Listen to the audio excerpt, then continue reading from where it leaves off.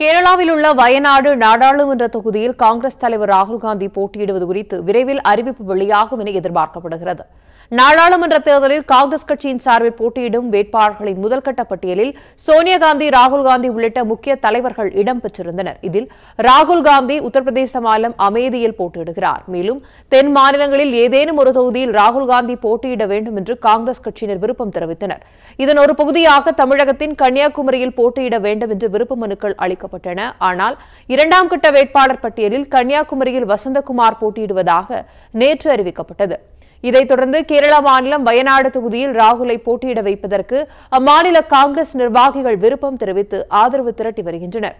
இந்த நிலையில் இந்த தொகுதியில் ராகுல் காந்தி போட்டியிடுவார் எனவும் விரைவில் அதிகாரப்பூர்வ அறிவிப்பு வெளியாகும் எனவும் காங்கிரஸ் கட்சியினர் தெரிவித்துள்ளனர்.